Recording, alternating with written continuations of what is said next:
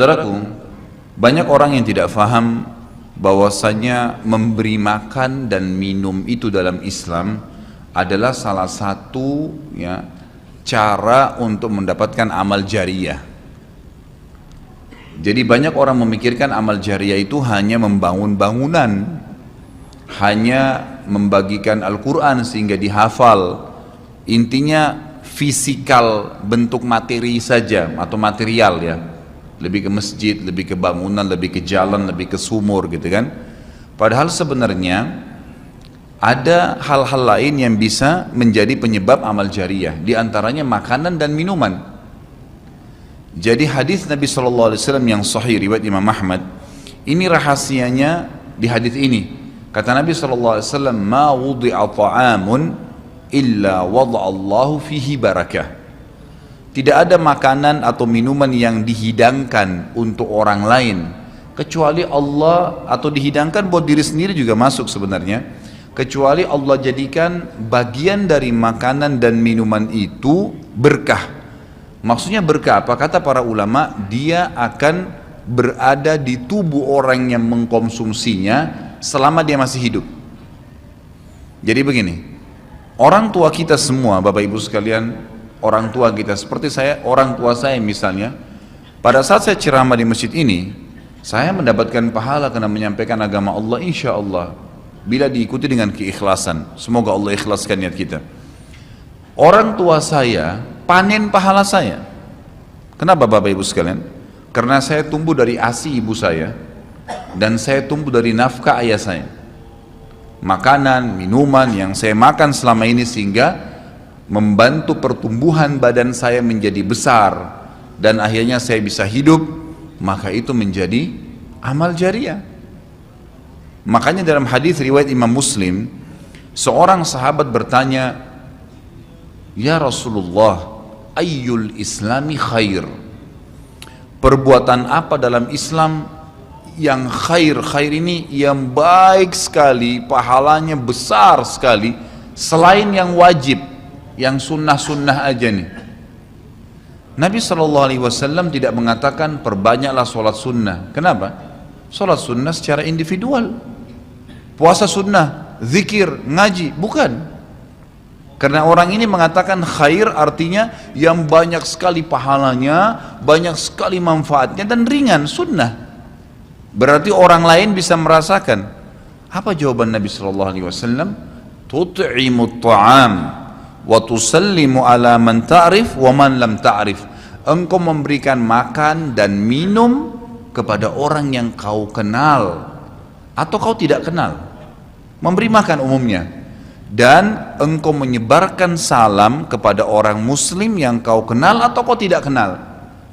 Tapi saksi bahasan kita potongan awal hadis ini, di mana Nabi SAW menjadikan amal yang paling baik, besar pahalanya dalam Islam ternyata memberi makan dan minum orang lain. Kok bisa?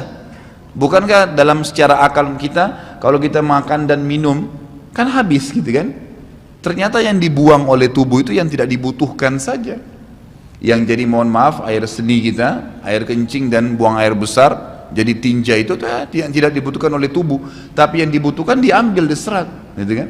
Dia akan menjadi bagian daripada otot-otot, urat-urat yang memang membutuhkan pembaharuan, atau bahkan menjadi bagian daripada darah di tubuh kita dan seterusnya. Tubuh kita terdiri dari 75% air, dan Allah SWT mengatakan dalam Al-Quran, a'udzubillahi minasyaitonirrajim, waja'alna minal ma'i kulli syai' hayy. Kami jadikan dengan air itu segala sesuatu bisa hidup, dan memang seperti itu. Manusia bisa hidup dalam sebulan tidak makan, tapi manusia nggak bisa hidup kalau sebulan nggak minum. Bukan sebulan, seminggu nggak minum. Makanya para sahabat, beberapa riwayat menyebutkan seperti Abi Dzar radhiyallahu anhu, beliau mengatakan waktu beliau datang ke Mekah untuk mencari tahu berita tentang Nabi SAW, saking khawatirnya kalau beliau mengaku mau cari Nabi, karena semua orang yang datang dari luar Mekah mencari Nabi Muhammad SAW waktu zaman di Mekah itu digebukin atau dipukul. Dia dari suku Kifar, dia khawatir. Maka dia bilang, karena khawatir saya ditahu orang asing, saya juga kalau beli nanti retorika bahasa saya berbeda, maka saya minum air Zam-Zam. Dan selama beberapa hari dia tinggal di Mekah itu 2 minggu cari Nabi SAW, 2 minggu minum Zamzam nggak makan apa-apa. Dan bisa, gitu kan, minum air. Beberapa sahabat juga dalam riwayat Bukhari menjelaskan, mereka pernah tinggal di Mekah selama sebulan tidak minum kecuali air Zamzam. Bisa hidup. Apalagi memang Zamzam punya kelebihan. Ya. Zamzam itu kata Nabi SAW adalah makanan dan minuman yang menyehatkan dan mengenyangkan. Tapi intinya air, gitu kan, intinya air. Fungsi air banyak sekali, kan gitu. Tadi kalau kita masuk makanan dan minuman dulu, memberikan makan dan minum dalam Islam ini sangat besar pahalanya, sebagaimana saya jelaskan dan termasuk amal jariah. Di dalam Islam ada beberapa kegiatan yang kita disuruh untuk memberikan makan dan minum orang, seperti misalnya membuka puasakan orang lain dengan minum dan makan, dan dijanjikan pahala yang besar. Man fattara sha'iman kana lahu mithlu ajri sha'imin min ghairi an yanqus min ajri sha'imin syai'a. Siapa yang membuka puasakan orang lain, maka dia akan dapat pahala orang itu tanpa dikurangi sedikit pun dari pahala orang yang buka puasa tadi. Dan Umar bin Khattab radhiyallahu anhu pernah memanen pahalanya 1 kota Madinah di zaman khilafah beliau dengan air. Jadi zaman khilafah beliau di akhir hidupnya, atau maaf, di akhir khilafahnya beliau sempat di akhir Ramadan juga, bukan di akhir khilafah, mohon maaf, di akhir Ramadan, dia salah 1 tahun khilafahnya beliau sempat ingin membuka puasakan orang, sudah mau habis Ramadan, ingin dapat pahala. Waktu itu beliau jadi khalifah, jadi raja, diiklankanlah di Madinah, ya dia bilang pada pembantunya, gulamnya, tolong iklankan kalau saya akan buka puasakan orang.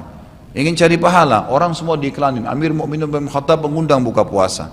Orang-orang pada berbondong-bondong datang. Yang undang siapa? Raja. Yang orang bayangkan ini akan ada kambing bakar, yang akan ada ini, akan ada itu, macam-macam. Raja yang undang, gitu kan.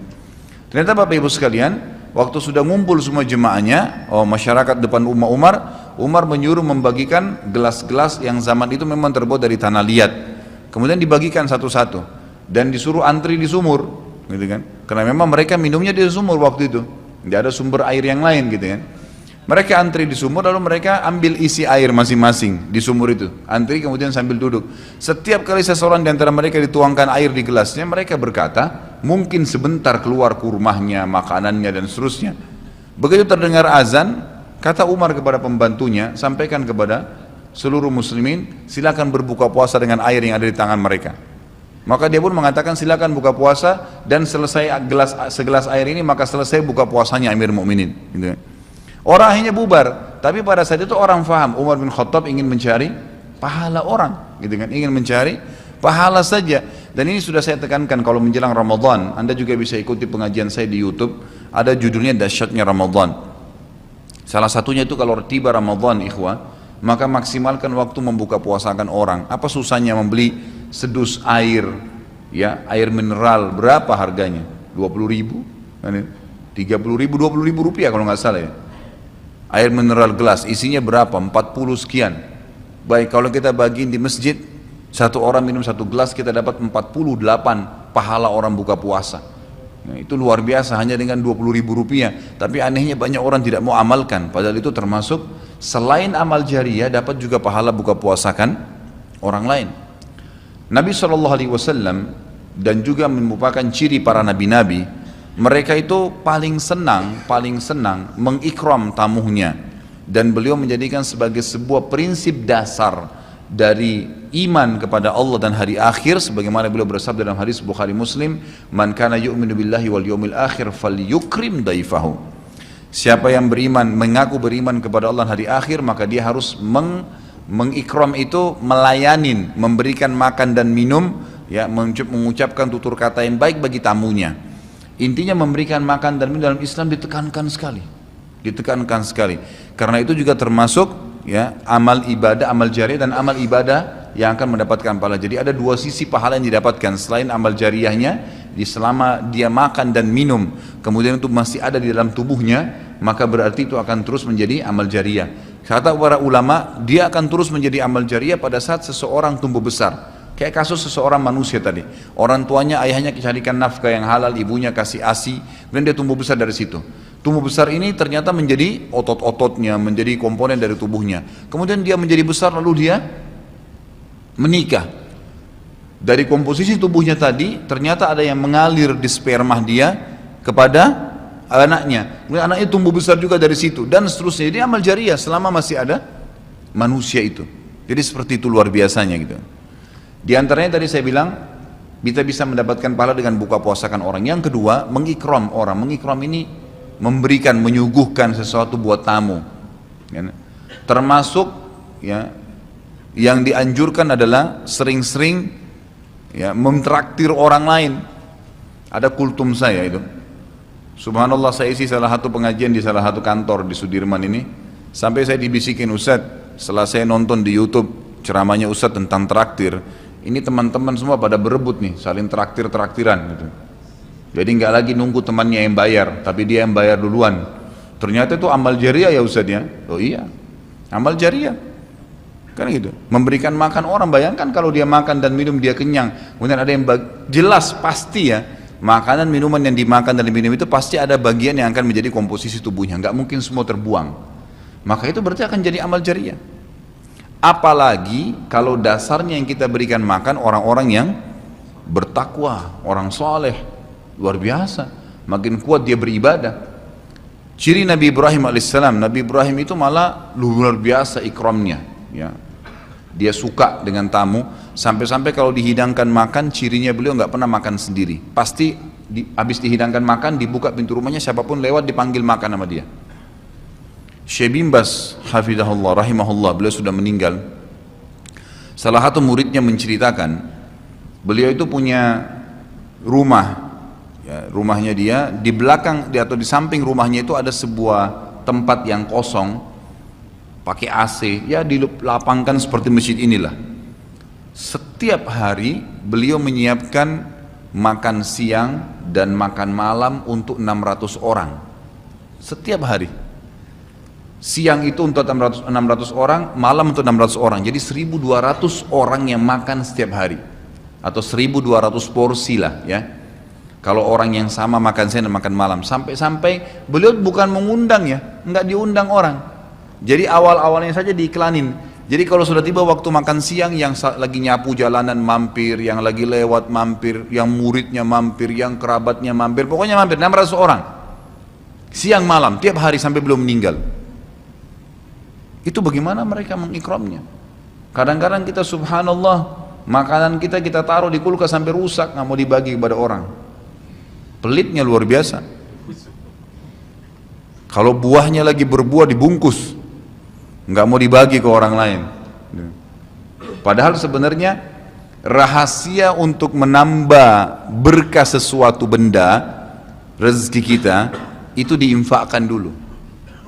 Kata Nabi SAW di dalam hadis Bukhari, Allah SWT berfirman, ya ibna Adam anfik alaik, wahai anak Adam, infak dulu baru saya infakkan kepadamu. Artinya baru saya bukakan rezeki itu. Kita kalau mau otomatis ya, spontan, begitu dapat makanan, ada makanan terus langsung dibagi. Dibagi langsung pada saat itu. Nih, bagi sama teman misalnya, atau dikata porsinya sebagian, atau kita beli bungkus yang lain. Ini saya beli satu bungkus makanan 10.000. Beli satu bungkus yang lain khusus kasih fakir miskin. Sebagai tanda syukur terhadap makanan tadi itu. Langsung diinfakkan. Itu spontanitas, tidak berhenti rezekinya tuh.